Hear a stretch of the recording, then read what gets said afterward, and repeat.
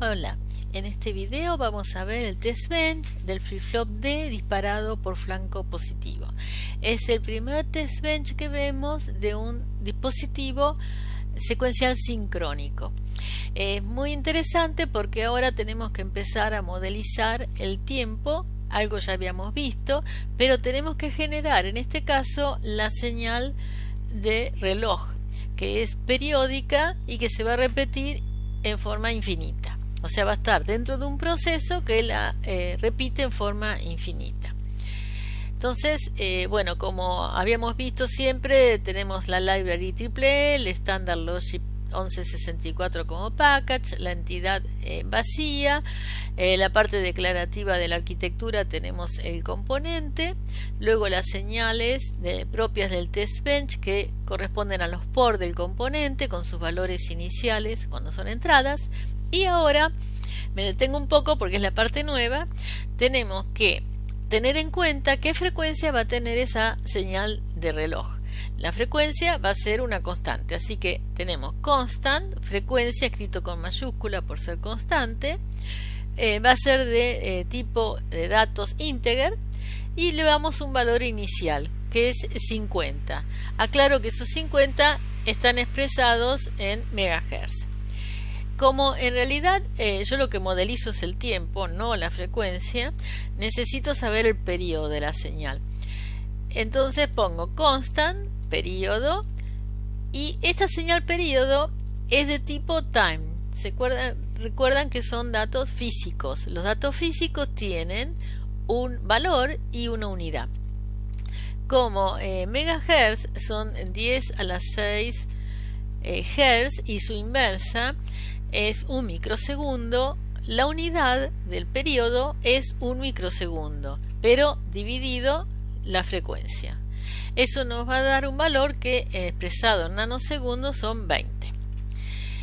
En la parte combinacional habíamos visto que el test bench detenía la simulación cuando poníamos un wait al final de todo, si es que no había habido ningún error, que analizaba si estaba todo estable, entonces daba por terminada la simulación. En este caso que tenemos una señal que se va a generar en forma infinita en el tiempo, que es el reloj, lo que vamos a hacer es detener directamente la generación del reloj. Así que voy a necesitar una señal, signal, que llamo detener y que tiene la particularidad de ser de tipo boolean. Va a valer verdadero o falso. O sea, la defino como boolean y le doy como valor inicial falso, o sea, false. Bueno, empiezo con la parte del cuerpo de la arquitectura después del begin, instancio el componente y acá encerrado en estas líneas de puntos tengo un proceso especial para generar la señal de reloj. La llamo, pongo una etiqueta, genera reloj. Hago un process que fíjense process begin, o sea no tiene lista de sensibilidad, y para cerrarlo en process genera reloj. En este proceso entonces a la señal de clock le tengo que asignar pulsitos. Para eso es que hice el video anterior donde modelizaba el tiempo para generar pulsitos a distintas señales, y entonces lo voy a aplicar acá. En el tiempo 0 le asigno a clock un 1, pongo una coma y digo después que pasen 10 nanosegundos, o sea la mitad del periodo, bájalo a 0 al 1, o sea 0 after periodo sobre 2, punto y coma. Luego de eso viene la sentencia, o sea ahí solamente generé un 1 y lo bajé, un pulsito. Viene la sentencia wait for periodo, o sea espere 20 nanosegundos. Acá es importante entender que está esperando 20 nanosegundos desde el inicio. Él no sabe que generamos un 1 y que lo bajamos después de 10 nanosegundos. Simplemente al mismo tiempo que, como son todas concurrentes las sentencias, al mismo tiempo que se escribió el 1 en clock, se comenzó a contar este tiempo. de 20 nanosegundos. Quiere decir que cuando se repite el procedimiento, hagan de cuenta que este if no está, así se entiende, supongan que se llegó acá, en process, y se repite el proceso, entonces pasó justo un periodo cuando se vuelve a escribir el otro 1. Pero entre un 1 y el otro 1 hubo un 0, y ese 0 es de la mitad del periodo. Entonces se generó una señal periódica que es del 50%. En este caso, en que el periodo dividido 2 es un número, periodo es un número par. Después vamos a ver bien cómo se entiende cuando es impar, pero esto anda para todos los casos. Luego vamos a ver que hay un if, y este if analiza detener, porque detener es boolean, por eso no hay una condición, sino directamente la señal. Esto no lo habíamos visto hasta ahora, habíamos visto siempre con un igual analizar el valor de verdad de una condición. Acá es directamente la señal, que es boolean. Entonces, si detener es verdadero, entonces pone un wait. Este wait entonces es el que detiene el reloj. Y en if. Como en este momento detener es falso, mientras no lo cambiemos en algún otro lugar, va a seguir ejecutándose todo el tiempo. Y ahora sí, entramos en el proceso que siempre llamamos prueba, que es característico de todos los test bench. Como siempre tenemos la nota al principio verificando el flip-flop D, y esta parte ya es conocida. Como es un flip-flop D, vamos a escribir en la entrada D un valor, y vamos a recordar que antes de que llegue el flanco positivo del reloj, esa señal tiene que estar estable por un tiempo mínimo, que se llama tiempo de setup o tiempo de establecimiento. Así que en el simulador vamos a simular ese tiempo, ya habíamos visto en otro ejemplo. Entonces con un wait for 5 nanosegundos, por ejemplo, como tiempo de setup. Luego acá tenemos una sentencia que no habíamos visto hasta ahora, que es wait until, o sea, espera hasta que se cumpla una condición. Esa condición es que haya un flanco creciente. Se pregunta con rising edge clock. Entonces, wait until rising edge clock.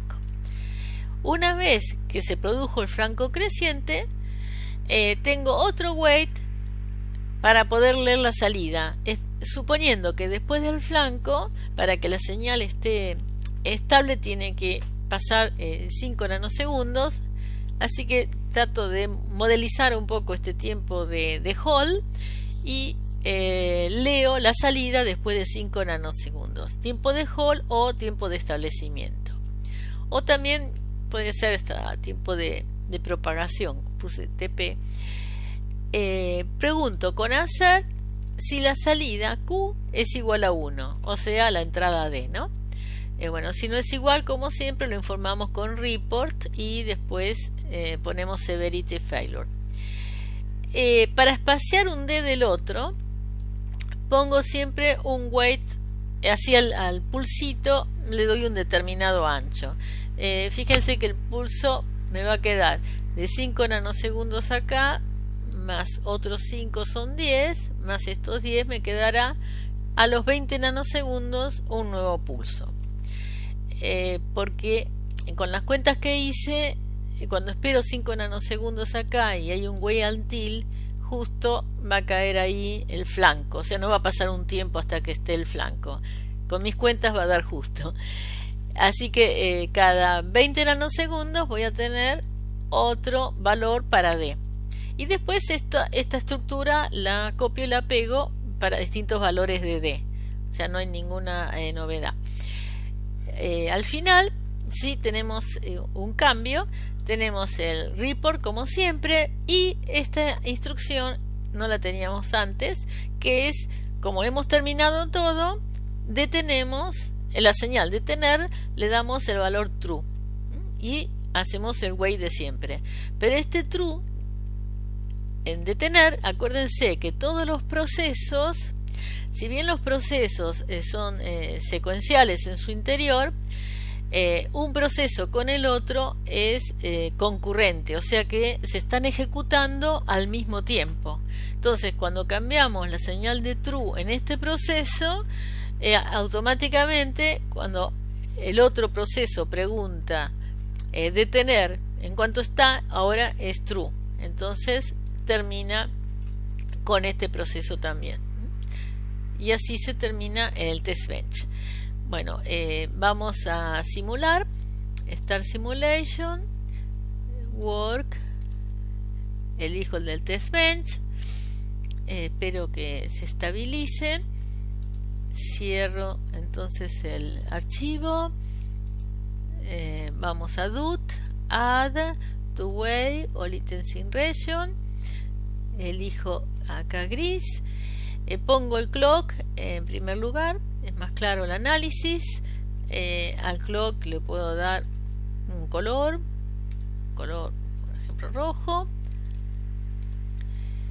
y ahora vamos a simular. Vamos a primero arreglar otra cosita más chiquito acá. Vamos a simulate run all y a la lupa azul. Bueno, ahí podemos ver entonces cómo se generó la señal de clock. Fíjese que es la roja y no se generó una señal cuadrada de ciclo de actividad 50%. O sea que esa manera de generarla la usan siempre igual, que anda perfectamente.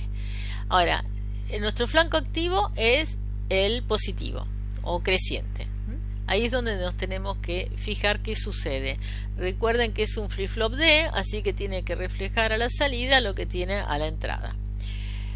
Acá la entrada antes de este flanco es 1, la salida es 1. Ahora nos fijamos el siguiente flanco.